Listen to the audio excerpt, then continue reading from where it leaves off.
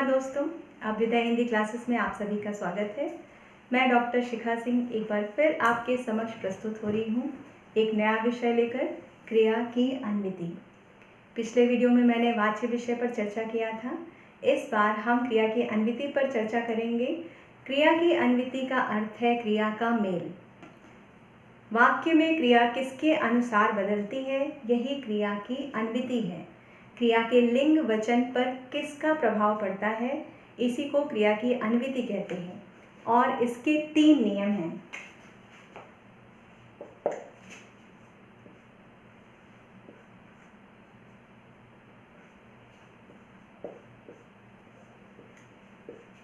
कर्तरी प्रयोग। कर्तरी प्रयोग का अर्थ है वाक्य में क्रिया जब संज्ञा पद के अनुसार बदलती है। संज्ञा पद मतलब कर्ता के अनुसार।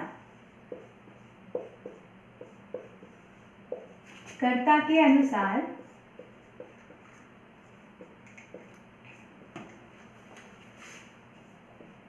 क्रिया की अन्विति होती है,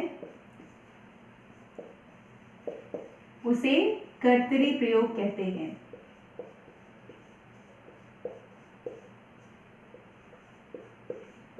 देखा जाए तो ज्यादातर वाक्य में क्रिया की अन्विति कर्ता के अनुसार ही होती है। तो ऐसे क्रियाओं को जब वो कर्ता के अनुसार बदलती हैं तो वहां पर क्रिया का कर्तरी प्रयोग होता है, मतलब कर्ता के लिंग वचन के अनुसार क्रिया के लिंग वचन बदलते हैं। उदाहरण के लिए राम पढ़ता है। हम देख रहे हैं कि यहाँ पर राम जो है एक वचन है और पुल्लिंग है, तो क्रिया भी एक वचन और पुल्लिंग है। अगर हम यहाँ पर स्त्रीलिंग लिखते हैं, स्त्रीलिंग कर्ता लेते हैं, तो सीता पढ़ती है।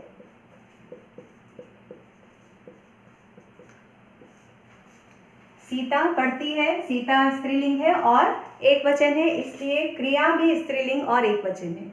इसी तरह से अगर हम बहुवचन की कर्ता लेते हैं, बच्चे पढ़ते हैं,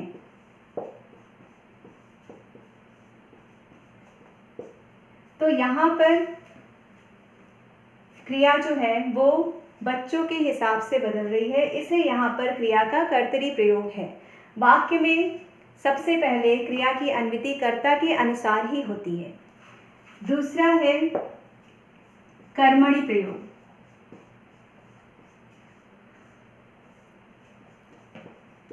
कर्मणि प्रयोग का अर्थ है जहां पर क्रिया की अन्विति कर्म के अनुसार होती है। कर्म के अनुसार जब क्रिया की अन्विति होती है उसे कर्मणि प्रयोग कहते हैं। ठीक है, तो क्रिया की अन्विति कर्म के अनुसार कब होती है, उसके लिए ये नियम है जब कर्ता के बाद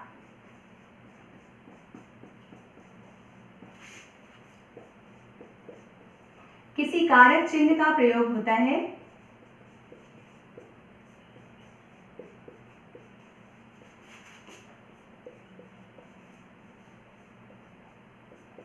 तब वाक्य में क्रिया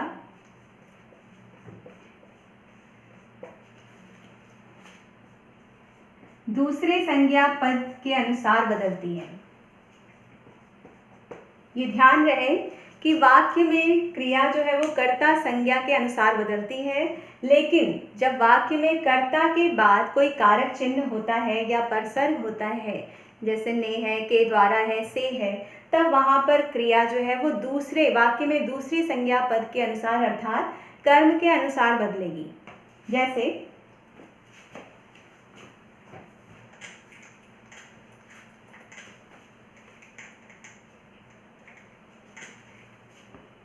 जैसे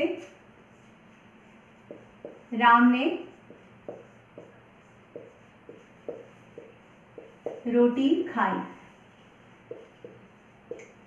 अब यहाँ पर हम देखते हैं कि कर्ता है और कर्ता के बाद ये कारक चिन्ह का प्रयोग हुआ है, इसलिए इस वाक्य के दूसरे संज्ञा मतलब जो कि कर्म है, इसके अनुसार क्रिया की अन्विति हो रही है। क्योंकि रोटी जो है वो स्त्रीलिंग है, एक वचन है, इसलिए क्रिया भी स्त्रीलिंग और एक वचन में प्रयुक्त हो रही है। यहाँ अगर हम कर्ता को बदलते भी हैं, जैसे ये पुल्लिंग है, अगर इसकी जगह हम सीता लिख देते हैं तो भी यहाँ पर क्रिया में कोई परिवर्तन नहीं होगा। या हम एक वचन की जगह अगर बहुवचन लिख देते हैं, बच्चों ने रोटी खाई, तब भी क्रिया बिल्कुल वैसी ही रहेगी। तो ये क्रिया का कर्मणी प्रयोग है, अर्थात इसमें क्रिया कर्म के अनुसार बदल रही है। तीसरा प्रयोग होता है भावे प्रयोग। भावे प्रयोग होता है जब क्रिया भाव के अनुसार बदलती है।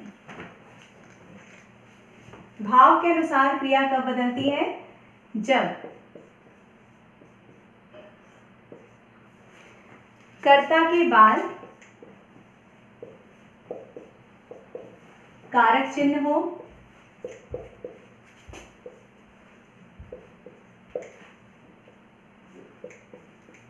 और क्रिया अकर्मक हो।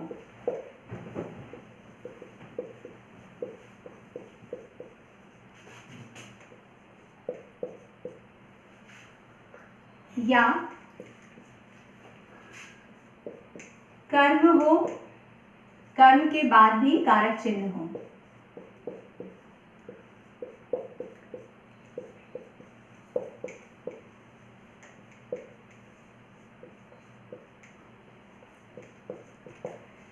यहाँ पर ये ध्यान देने वाली बात है कि कर्ता के बाद कारक चिन्ह हो और क्रिया सकर्मक होती है, अगर मतलब उसमें कर्म भी आता है तो कर्म के बाद भी कारक चिन्ह हो, तब वहाँ पर क्रिया भाव के अनुसार बदलेगी। या कर्ता के बाद कारक चिन्ह हो और क्रिया अकर्मक हो, अर्थात उसमें कर्म ना हो, तब भी क्रिया भाव के अनुसार बदलेगी। एग्जाम्पल जैसे राम ने मारा, ठीक है, यहाँ पे कर्ता है, ये कर्ता के बाद कारक चिन्ह है और ये क्रिया जो है वो अकर्मक है, ठीक है। या फिर कर्म अगर होता है तो कर्म के बाद भी कारक चिन्ह हो, जैसे राम ने रावण को मारा, ये कर्ता है, कारक चिन्ह, कर्म है, कारक चिन्ह।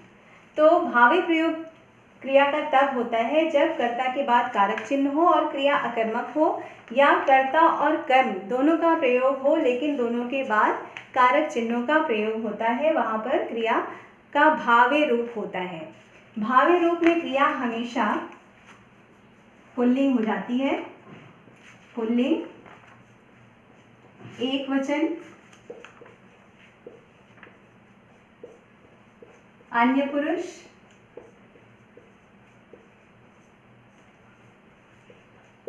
और भूतकालिक।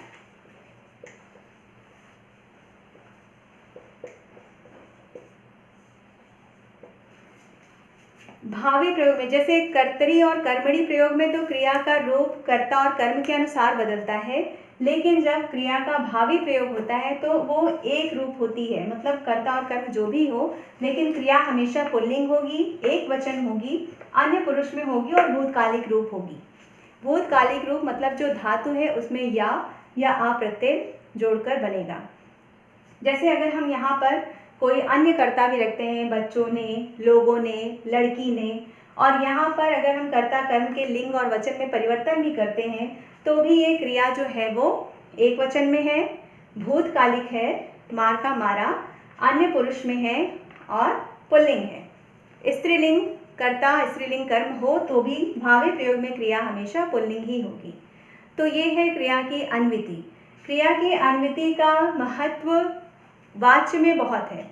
जैसे उदाहरण अगर हम देते हैं कि 3 वाच्य जो होते हैं, कर्तृवाच्य, कर्मवाच्य और भाववाच्य, ठीक है, उसमें क्रिया की अन्विति कैसे हो सकती है? जैसे कर्तृवाच्य है तो इसमें क्रिया की अन्विति तीनों तरह से हो सकती है, मतलब इसमें कर्तरी प्रयोग भी हो सकता है, जैसे राम पढ़ता है, कर्मणी प्रयोग भी हो सकता है, राम ने किताब पढ़ी,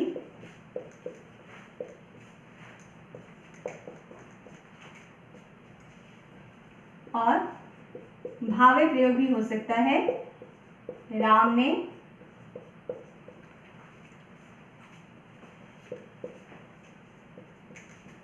मोहन को पकड़ा।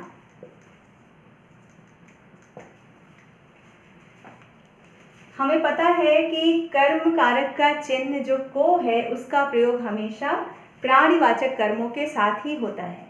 जैसे हम ये नहीं बोलेंगे कि राम ने किताब को पढ़ा, क्योंकि किताब जो है वो अप्राणीवाचक है और अप्राणीवाचक कर्म के साथ को चिन्ह का प्रयोग नहीं होता है। तो राम ने मोहन को पकड़ा, इसमें क्रिया का भावी प्रयोग है, लेकिन वाच्य इसमें कर्तृवाच्य है।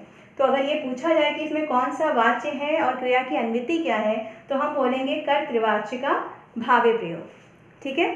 फिर आता है कर्मवाच्य। कर्मवाच्य में क्रिया की अन्विति दो तरीके से हो सकती है, कर्मणि और भावे। कर्मणि कर्तरी प्रयोग इसलिए नहीं होगा क्योंकि इसमें कर्मवाच्य में हमेशा कर्ता के बाद से या के द्वारा का प्रयोग किया जाता है। ठीक है, तो उसमें सिर्फ कर्मणि या भावे प्रयोग ही होगा। बहुत से पुस्तकों में ये भ्रम होता है कि कर्मवाच्य में भावे प्रयोग नहीं हो सकता है, लेकिन ये गलत है। कर्मवाच्य में भी भावे प्रयोग किया जा सकता है। उदाहरण के द्वारा मैं समझा रही हूँ।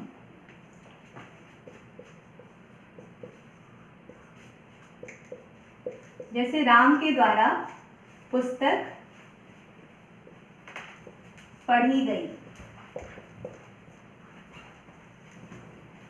जैसे राम के द्वारा पुस्तक पढ़ी गई। अब पुस्तक जो है यहाँ पर स्त्रीलिंग है और क्रिया कर्म के अनुसार बदल रही है, तो यहाँ पर कर्मणि प्रयोग है। लेकिन राम के द्वारा मोहन को पकड़ा गया,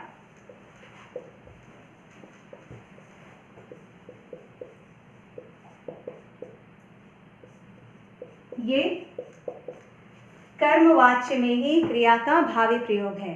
वाच्य ये कर्मवाच्य है, लेकिन क्रिया की अन्विति ये भावी प्रयोग है। मतलब क्रिया इसमें भाव के अनुसार बदल रही है, क्योंकि नियम के अनुसार इसमें राम और मोहन मतलब कर्ता और कर्म के बाद कारक चिन्ह का प्रयोग हुआ है, इसलिए क्रिया इसमें भाव प्रयोग मतलब एक वचन, पुल्लिंग, अन्य पुरुष और भूतकालिक में प्रयोग हो रही है।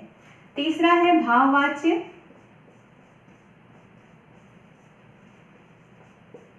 भाववाच्य में क्रिया का सिर्फ और सिर्फ भावी प्रयोग ही हो सकता है, क्योंकि हमें पता है कि इसमें कर्ता के बाद से या के द्वारा लगता है और क्रिया हमेशा अकर्मक होती है। इसमें कर्म का प्रयोग नहीं होता है, इसलिए क्रिया का इसमें एक ही प्रयोग दिखता है, भावी प्रयोग। जैसे राम के द्वारा खेला गया।